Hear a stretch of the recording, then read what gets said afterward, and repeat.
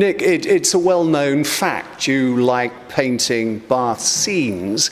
These are all nighttime scenes. Why is that?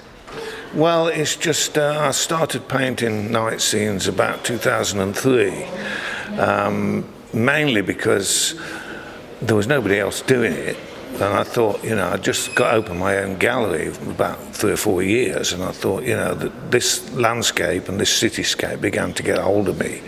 And I thought, I'm going to have to find a way of making this personal, that I can't really ignore it. And so the paintings developed in several ways, but one of the strings of ideas was to do night scenes. And I think the first one really where I put the boat ride out was the Walcott Parade, which is completely about the windows and the night, because I thought I approach this facade every day when I go to the Framers and walk back over the bridge. There is the Walcott facade. I thought, it's lovely, but I've got to do something with this different. It's just a board of a row of houses, and but if it was at night time, or that time, what they call the crepuscular light, a beautiful word, also used by Thelonious Monk in one of his wonderful pieces, twilight, where you've got light on the buildings, light in the buildings, and light in the sky before the whole thing goes deep, deep blue-black. So I found, while I was standing there looking at this facade, that there was behind me in this what was a Tim Snell's antique shop at the time. He used to show a lot of books, and there was a book on film, MGM, the history of MGM. I thought, awful lot of figures there, which I can slip into these rooms, because I want to invent that. So there's a lot of dialogue going on visually, a lot of voyeurism, really. So it was really about finding out whether people are voyeurs.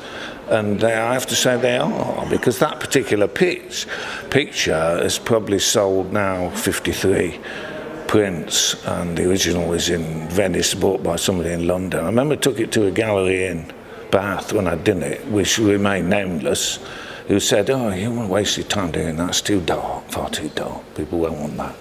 They do.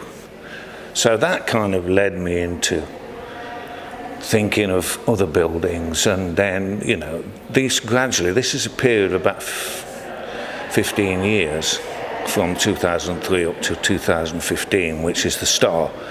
So, it keeps going, but of course the light changes so incredibly quickly that it's never boring, although I couldn't do them all the time. I need to vary them, so I do daytime paintings, figure work, still lifes, and then I try and keep all the balls in the air, really, yeah. Does this involve lots of late night walking around the city, or do you take photographs and work in your studio? How do you do it? Well, initially I took pictures at night of the facade on a timer as the light fell down outside and as it came on in the building. I liked that, so I had a range of lights all the way through, from daylight really right to pitch black. And then I thought, well, somehow I've got to develop this into, because the cameras give you their own agenda in terms of colour. The colours that you get on the street scenes from artificial lamps are very, very bizarre in the camera. They come out orange, deep, yeah. So that's not what I see. The light, if you look on most of these paintings, the light colour on the buildings from artificial light is actually, I go back in the evening and mix paint actually there and then take it back. But the original drawing for the architecture is drawn in the daylight, so that I have all the detail I want. Now, as the light goes down, which is what your eye does, they deteriorate, but it's still there. So your eye is always incredible what it can see, way beyond any camera. So I'm trying to actually get that into the paintings. So wherever it seems almost completely black, there is actually still detail.